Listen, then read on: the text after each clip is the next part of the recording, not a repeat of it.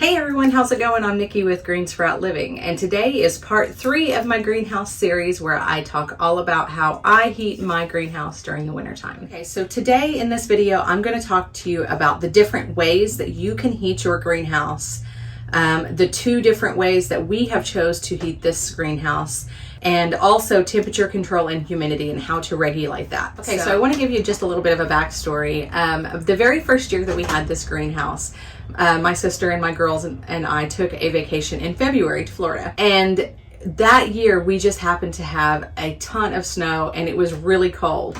And my husband kind of kept the greenhouse in check. It was before I was planting anything, but he was completely shocked, and so was I, that the sun actually made, without any heat or anything, the sun actually made the greenhouse about 20 degrees warmer, 15 to 20 degrees warmer than what it was outside. So it was negative temperatures outside, but it was still, at 20 degrees inside the greenhouse without any heat. Now that is on a sunny day, of course, but it just goes to show you, it just depends on the area that you're living in, and how aggressive and how bad your winters are as to what kind of heat source that you actually want to use.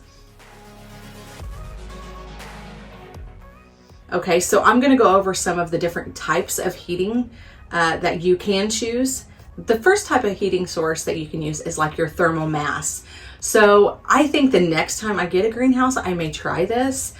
We didn't have room because this greenhouse here is an 8-foot by 8-foot greenhouse, so it's rather small. So if I was to fill it up with a thermal heating source, like barrels of water, or you can do like cinder blocks, or you could even do the flooring like a concrete or brick. Anything that absorbs heat and then slowly releases it at nighttime.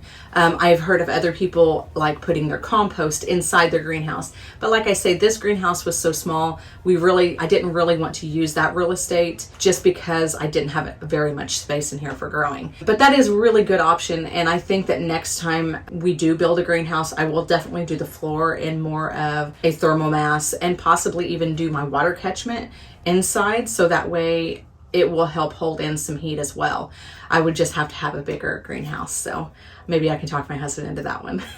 The next type of heating source is your heaters. So you can have propane heaters, kerosene heaters, wood heaters, electric heaters. So that's any kind of heat source that can be forced and regulated. You can quickly change and regulate the heat by just upping the dial or changing the thermostat or putting more wood on the fire. So that's going to be more of a regulatory heat that you use. So the very first year we had our greenhouse, we just used the wood heat. So like I said earlier, this is an 8 by 8 greenhouse, which it's very small, and we couldn't put a regular size wood stove in here because it would burn it up in here. So this actually is kind of like a mini wood stove. It's used a lot for tent camping. And I will try to link one that's very similar. This one here is no longer available, but I will link one very similar to this one in the description below. It worked really good. Just like any wood stove, it can be kind of tricky to regulate, but once you get the hang of it, and by the end of the season, the first year, we had it down. We knew exactly how much wood to put on it to keep the temperature regulated. But that being said, it is a small stove, so I would have to get up about every 2 hours to stoke the wood stove, especially on those nights that were freezing and you had freezing temperatures. What we did, and just to kind of make it easier on ourselves, is we then incorporated the kerosene heater. This is a lot easier to regulate. It has a dial, so you can turn it as high or as low as you want to keep the temperature more regulated. So what we do now is during the day, we use the wood heat, and we use it all the way up until I get ready to go to sleep. And then when I get ready to go to sleep, I turn on the kerosene heater. And in the morning, my husband will stoke the fire again.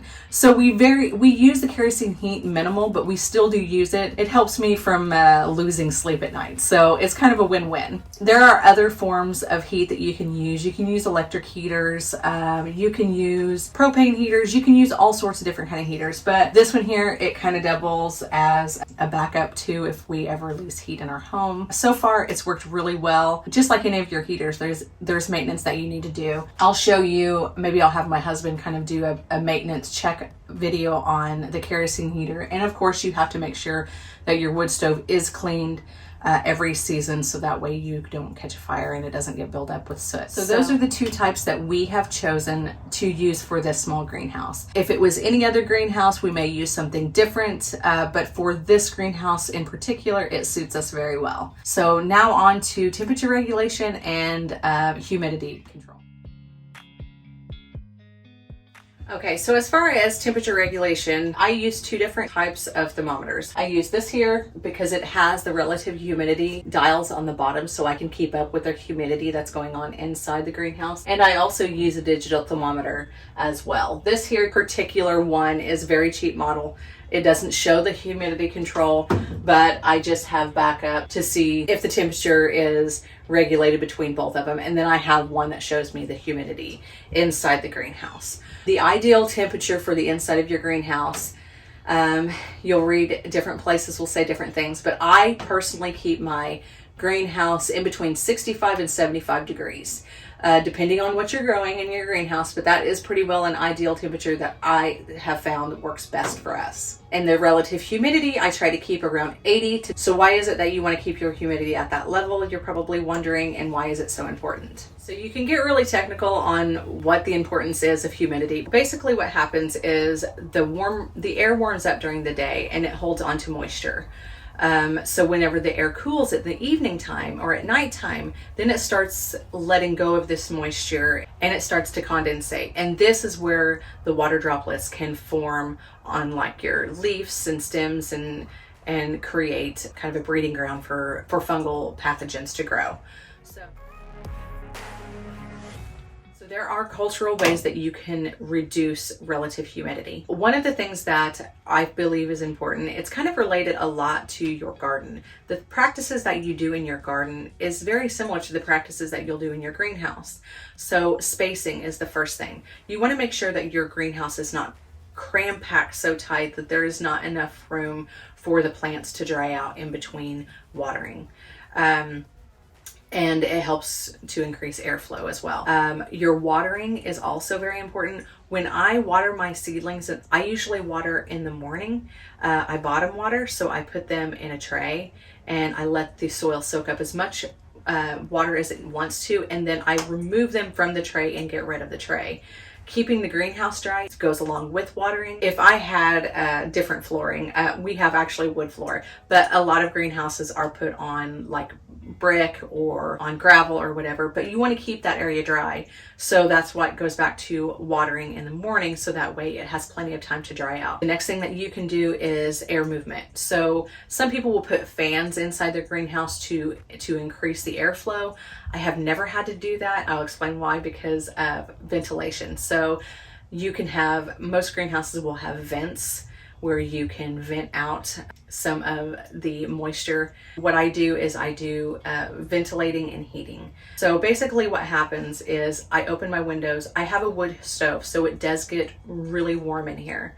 But what I'll do is actually crack my windows, not open my windows, but you can crack a vent. And then what that does is it gets the dry air from the outside to come in and it pushes the moist air out. So you heat the air inside your greenhouse and it kind of gets a circulation going. So you're heating the hot air, the cold air is coming in and pushing the hot air out. So that's what we use. I've never had a problem with over moisture in my greenhouse. I'm sure there's other ways people could say works better, but like I say, this is how it works for us and it does really well. Okay guys, that's it for part 3 of our series, how I heat my greenhouse. The only thing I can say is I stress the importance of keeping your relative humidity and your temperature regulated, so that way you can grow healthy, happy plants. So I appreciate you watching. Make sure you like and subscribe and hit the bell notification to be updated on all of our other videos. All right guys, that's it. I'll see you next week. Thanks for watching. Bye-bye.